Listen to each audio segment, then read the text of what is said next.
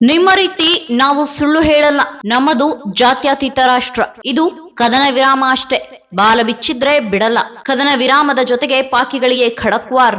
Operation Sindoor ಬಗ್ಗೆ ವಿಕ್ರಮ್ ಮಿಶ್ರಿ ಹೇಳಿದ್ದೇನು? ಅಮೆರಿಕದ ಕಾಲಿಗೆ ಬಿದ್ದು ಪಾಕಿಸ್ತಾನ ಭಾರತವನ್ನ ತನ್ನ ಜೊತೆಗೆ ಕದನ ವಿರಾಮಕ್ಕೆ ಒಪ್ಪಿಸುವಲ್ಲಿ ತನ್ನ ಮೊಸಳೆ ಕಣ್ಣೀರು ಸುರಿಸಿದೆ. ಆದರೆ ಭಾರತದ ವಿರುದ್ಧ ಪಾಕಿಸ್ತಾನ ಮಾಡಿರುವ ಸುಳ್ಳು ಆರೋಪಗಳು, ನಕಲಿ ಸುದ್ದಿಗಳು ಒಂದೊಂದಾಗಿ ಬಯಲಿಗೆ ಬರುತ್ತಿದೆ. ನಾವು ಧಾರ್ಮಿಕ ಕೇಂದ್ರಗಳ ಮೇಲೆ ದಾಳಿ ಮಾಡಿಲ್ಲ.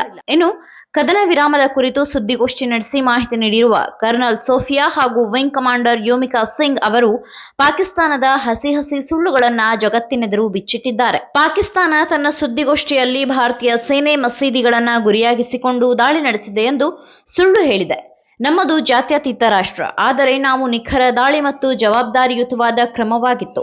ಭಾರತೀಯ ಸೇನೆ ಯಾವುದೇ ಧಾರ್ಮಿಕ ಕೇಂದ್ರಗಳನ್ನ ಗುರಿಯಾಗಿಸಿಕೊಂಡು ದಾಳಿ ನಡೆಸಿಲ್ಲ ಎಂದು ಸ್ಪಷ್ಟಪಡಿಸಿದ್ದಾರೆ. ನಮ್ಮ ದಾಳಿಯಿಂದ ಪಾಕಿಸ್ತಾನ ಸೇನಾ ನೆಲೆಗಳಿಗೆ ಹಾನಿಯುಂಟಾಗಿದೆ. ಪಾಕಿಸ್ತಾನ ಕೇವಲ ಸುಳ್ಳು ಹೇಳುವ ಕೆಲಸ ಮಾಡಿದೆ. ನಾವು ಕದನ ವಿರಾಮದಲ್ಲಿದ್ದೇವೆ, ಆದರೆ ಪಾಕಿಸ್ತಾನ ಮತ್ತೆ ಬೇಜವಾಬ್ದಾರಿಯಿಂದ ನಡೆದರೆ ಸೇನೆಯು ಎಲ್ಲ ರೀತಿಯಿಂದಲೂ ಸಿದ್ಧವಾಗಿದೆ ಎಂದು ಅವರು ಖಡಕ್ ವಾರ್ನಿಂಗ್ ನೀಡಿದ್ದಾರೆ. ಪಾಕ್ ಸುಳ್ಳು ಸುದ್ದಿ ಹರಡಿದೆ. ಭಾರತ ವಿರೋಧಿ ಚಟುವಟಿಕೆಗಳಿಗೆ ಬಳಸಲಾಗುತ್ತಿರುವ ಭಯೋತ್ಪಾದಕ ಶಿಬಿರಗಳು ಮತ್ತು ಸೌಲಭ್ಯಗಳನ್ನು ಮಾತ್ರ ಗುರಿಯಾಗಿಸಿಕೊಂಡಿದ್ದೆವು.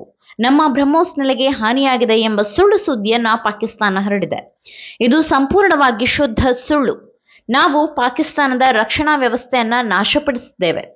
ಭಾರತೀಯ ಸೇನೆ ಭದ್ರತೆ ಒದಗಿಸುವ ಸಾಮರ್ಥ್ಯವನ್ನ ಹೊಂದಿದೆ. ನಾವು ಯಾವುದೇ ಧಾರ್ಮಿಕ ಸ್ಥಳಕ್ಕೆ ಹಾನಿ ಮಾಡಿಲ್ಲ. ಪಾಕಿಸ್ತಾನದ ಅನೇಕ ಏರ್ಬೇಸ್ಗಳು ಹಾನಿಗೊಳಗಾಗಿದೆ. ನಮ್ಮನ್ನು ಕೆಣಕಿರುವ ಪಾಕಿಸ್ತಾನ ಅಪಾರ ಹಾನಿ ಮಾಡಿಕೊಂಡಿದೆ.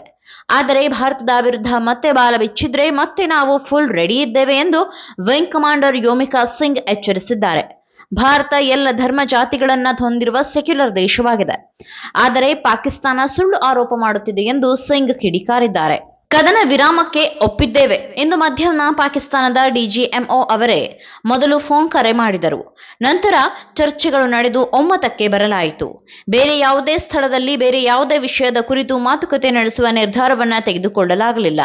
ಪಾಕಿಸ್ತಾನದ ಮಿಲಿಟರಿ ಕಾರ್ಯಾಚರಣೆಗಳ ಮಹಾನಿರ್ದೇಶಕರು ಡಿಜಿಎಂಒ ಇಂದು ಮಧ್ಯಾಹ್ನ 3:35ಕ್ಕೆ ಭಾರತೀಯ ಡಿಜಿಎಂಒ ಅವರಿಗೆ ಕರೆ ಮಾಡಿ ಭಾರತೀಯ ಸಮಯ 5 ಗಂಟೆಯಿಂದ ಭೂಮಿ, ವಾಯು ಮತ್ತು ಸಮುದ್ರದಲ್ಲಿ ಎಲ್ಲಾ ರೀತಿಯ ಗುಂಡಿನ ದಾಳಿ ಮತ್ತು ಮಿಲಿಟರಿ ಕಾರ್ಯಾಚರಣೆಯನ್ನ ನಿಲ್ಲಿಸುವುದಾಗಿ ಎರಡೂ ಕಡೆಯವರು ಒಪ್ಪಿಕೊಂಡಿದ್ದಾರೆ.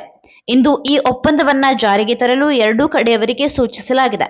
ಮಿಲಿಟರಿ ಕಾರ್ಯಾಚರಣೆಗಳ ಮಹಾನಿರ್ದೇಶಕರು ಮೇ 12ರಂದು ಮಧ್ಯಾಹ್ನ 12 ಗಂಟೆಗೆ ಮತ್ತೆ ಮಾತನಾಡಲಿದ್ದಾರೆ ಎಂದು ವಿಕ್ರಮ್ ಮಿಸ್ರಿ ಮಾಧ್ಯಮಗಳಿಗೆ ತಿಳಿಸಿದ್ದಾರೆ.